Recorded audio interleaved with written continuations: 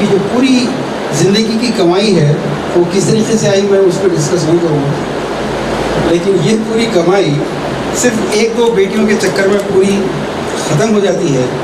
और सबसे बड़ा औरत के साथ जुल्म होता है, मेरी बहनें माफ़ करें, बहुत जुल्म होता है आप लोगों को, बहुत जुल्म होता है। लेकिन आप लोग जो जुल्म करती हैं उस पर भी देखिए कभी कि एक लड़की की शादी के बाद उस घर का भाई, आपका भाई टैक्सी चलाता है, क्लर्की करता है, शोरूम में सेल्समैन बनता है, बिजनेस, क्या बिजनेस है, बिल्डर हैं। अच्छा क्या बिल्डिंग करते हैं भाई, वो हाफिज़ बाबा नगर में 2 कमरे का मकान बनाते हैं।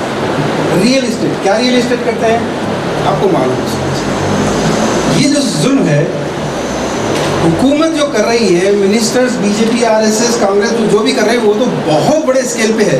लेकिन basically injustice is injustice, corruption is corruption.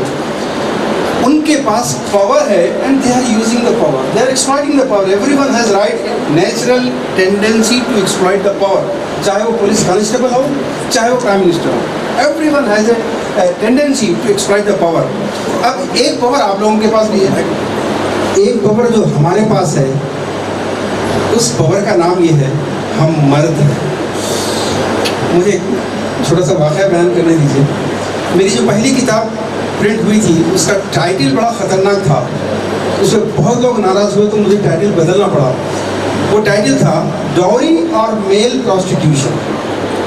इसका वाक़या ये था कि हमारे मोहल्ले में एक तरकारी बेचता था मंडी पे, उसकी शादी की कोई और तरकारी बेचने वाले की लड़की से तय हुई। मैं यहाँ से कम 25 साल पहले की बात बोलूँ। तो ऐन शादी से एक दिन पहले उसने शर्त रख दी कि मुझे 2000 रुपये चाहिए रकम। अब वो 2000 रुपये कहाँ से लाएगा उस ज़माने में, 25 साल पहले। तो बहुत परेशान था। तो मैं पर्सनली गया उसके पास, मैंने कहा 2000 रुपये मिल जाएंगे तुम्हारे, क्योंकि मैं NRI था, अफोर्ड कर सकता था। मगर पहले तुम ये बताओ 2000 रुपये क्यों चाहिए तुमको, वाई? तूने कहा साहब डॉक्टर से करते तो उसको 10 लाख देते थे, नहीं देते थे, डॉक्टर मर्द है, मैं मर्द नहीं हूँ। तो बात पता ये चली, मर्द की कीमत है, मर्दानगी की कीमत है।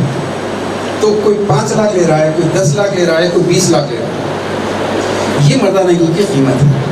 तो दोस्तों, जब बीजेपी, आरएसएस या कांग्रेस जो कर रही है, या आपके जो भी ऑफिसर्स हैं, जुडिशरी है, जज हैं, वो इंजस्टिस कर रहे हैं, तो उनका पावर है। वो आप किस पावर को इस्तेमाल करके लड़की वालों को एक्सप्लॉइट कर रहे हैं, जिसको सोशल ब्लैकमेल कहते हैं। ये एक ऐसा सोशल ब्लैकमेल है कि मैं बेशुमार इंडिया के इलाके गया हूँ, पाकिस्तान गया हूँ, अमेरिका, हर जगह घूमा हूँ। मुझे सारे लोग, हिंदू, मुस्लिम, सिख, सब बहुत खुददार, डिग्निफाइड लोग मिले। किसी आदमी ने ये नहीं कहा कि yes I want justice, I want dowry, I like dowry, किसी ने नहीं बोला। सब ये बोले कि डॉरी गलत है। पान के डब्बे वाला बोला डॉरी गलत है, बिल्कुल गलत है। और वो बंदा हिल्स में 10 करोड़ के घर में रहता, उन्हें भी बोला डॉरी गलत है। तो फिर आया कहाँ से? नहीं, खुशी से, खुशी से। मेरे भाइयों बहनों भी आजकल बहुत सारी गाड़ियाँ चला रही हैं। आप लोग कभी पुलिस वाले ने पकड़ा होगा ना आपको, कितने में जान छूटी? 100 रुपये देने का। अच्छा 100 रुपये खुशी से दिए या खुशी से दिए जी? मजबूरी में, मगर चेहरे में मुस्कुराहट थी या नहीं थी? दिल में क्या था? नहीं, अफसोस नहीं था। और भी कुछ नहीं हो सकता। खुशी से नहीं होता दोस्तों, ये मजबूरी, ये सोशल ब्लैकमेल है। बड़े बड़े मुतव्वे, बड़े बड़े आलिम दीन, जिनको पता है कि ये हराम है। हमारे पास हराम का लफ्ज़ ऐसा समझिए जैसे कोई ब्राह्मण के लिए गाय का गोश्त। You just can't imagine. Islam में लड़की से कुछ लेना इज जस्ट इक्वल टू दी, वो हराम है।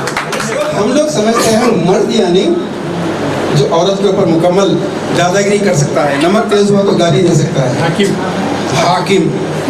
या दूसरा डेफिनेशन ये है मेल, MALE, मेल, बच्चे पैदा करते हैं। लेकिन कुरान का डेफिनेशन ही अलग है। कुरान मर्द को बिल्कुल अलग लफ्ज़ों में डिफाइन करता है। सूरह निसा आयत 34 पढ़िए कभी। और Rijal, Rijal is plural of रजुल, मर्द। मर्द के 2 डेफिनेशन है। नंबर 1 डेफिनेशन ये है कि वो औरत का मुकम्मल केयर टेकर है, मुकम्मल कंट्रोलर, मुहाफिज। रूल्स रेगुलेशंस मर्द बनाएगा, कंट्रोल वही करेगा। पाकिस्तान बांग्लादेश का सर्वे ये है कि 95% फीमेल डोमिनेटेड सोसाइटी है। और रजुल की डेफिनेशन कुरान में ये है कि one who controls the women, fully control.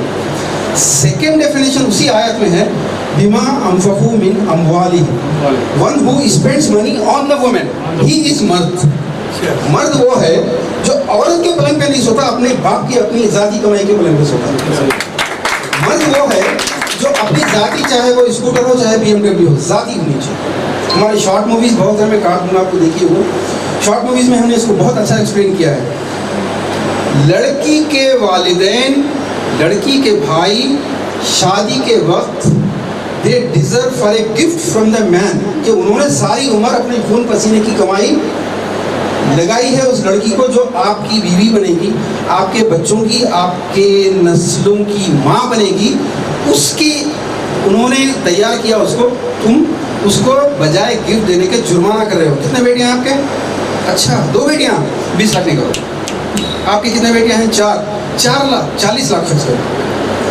जब ये सोसाइटी इतनी करप्टेड है तो हुकूमत से नाइंसाफी का क्या शिकायत करें? हम कौन सा इंसाफ कर रहे हैं? क्या आप हम इंसाफ अपनी बहनों से कहाँ कर रहे हैं? आप घर बेचते हैं 500 आदमी को खाना खिलाने के लिए, इस खौफ से। अल्लाह का खौफ कुछ नहीं है, सेकेंडरी है अल्लाह का खौफ।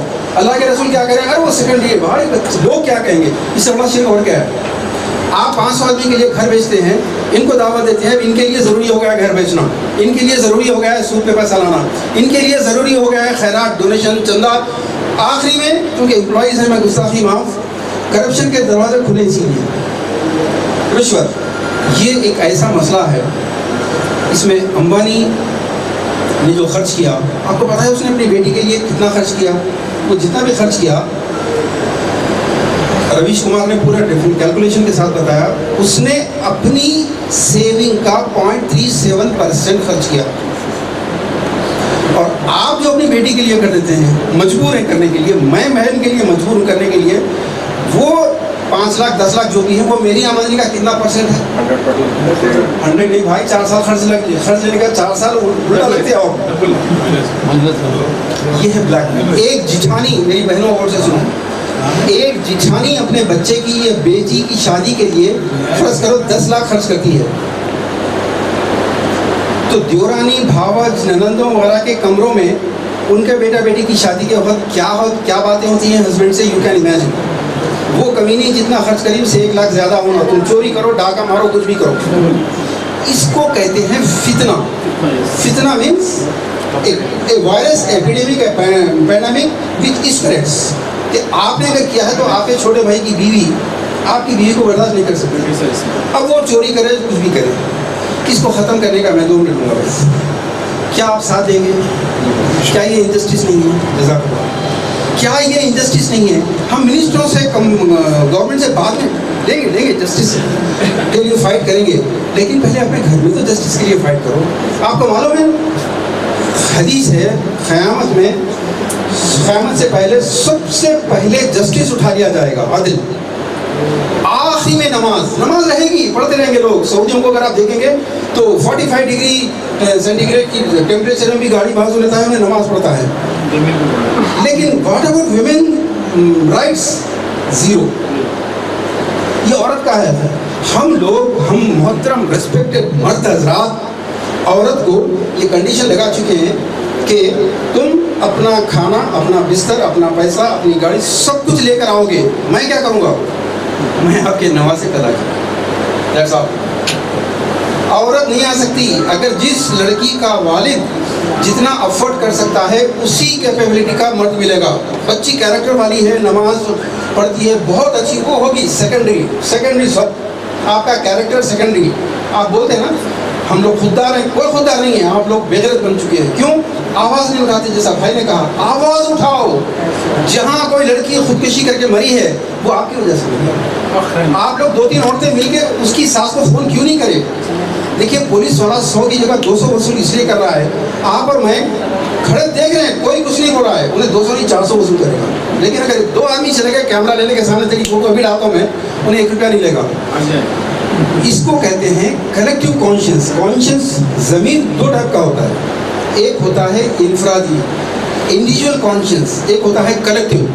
आप घर के बाहर निकलते हैं, नाला है, गंदा नाला, मच्छर फैल रहे हैं, गंदगी फैल रही है, हर आदमी देख के गुजर रहा है बाजू से, सब आदि हो गए उसके, अपने घर के पर्दे बड़ा अच्छे कर रहे हैं, लेकिन उस गंदगी को देख के कोई तैयार नहीं है कि जाके बल्दिया को फ़ोन करे, जाके किसी ऑफिसर को लाए, कोई नहीं, हर आदमी आदि हो गया है। ऐसे ही हम लोग बेइज्जती के साथ ऐसी दावतों में जो जाके खा रहे हैं। बेटा कितने % शादियाँ ऐसी हैं जिनमें लड़की का बाप बगैर कोई खर्च करे, बगैर कोई सरप्लस या खर्च लिए दे देता है 5 लाख 10 लाख। 95% शादियाँ बदतरीन फाइनेंशियल क्राइसिस में मुब्तला करती हैं। आप इसी दावत का इन्विटेशन कार्ड एक्सेप्ट क्यों करते हैं? कलेक्टिव कॉन्शियस को जिंदा करो। दीन ने जो तरीका बताया है, जब तुम बुराई को देखे तो अपने हाथ से रोको, नहीं रोक सकते तो बोलो, वो भी नहीं कर सकते, दिल से नफरत करो। 3 स्टेजेस हैं। आपके पास ये रुखा आया तो आपको पहले लड़की के वाले से जो खाना ले रहे हैं 500 रुपये का, पहले ये सवाल करो कि भाई ये खाना किस अकाउंट में ले रहे तुम? सॉरी, आपके चेहरे पे नागवारी गुस्सा आना चाहिए। आपका घर भी का तो ऐसे ही आपको गुस्सा नहीं आता। कोई आगे देखिए, हो रहा क्या है कि लड़की के भाई टोटली बैंकरप्ट हो जाते हैं। फिर उसके बाद वही लड़की का भाई जब अपनी शादी की बारी आती है, किसी दूसरे घर में जाके वही डाका मारता जो भाई उसके घर पे मार के गया। विश्व साइकिल, एक दूसरे के सारे कपड़े उतार रहे हैं। इसका एक ही सोल्यूशन है दोस्तों, जब कोई इन्विटेशन कार्ड आए और उसमें लड़की के वाले से खाना हो तो अंडरस्टूड है मंगनी का खाना हुआ है, अंडरस्टूड है जहेज है। और जहेज भी कौन सा? खुशी से। हमारे सारे खुददारों की कौम है, हम लोग लेते ही नहीं जहेज लेते ही नहीं हम लोग। ना सिख लेता, ना हिंदू, ना मुसलमान, कोई नहीं लेता। सब खुददार मर्द हैं।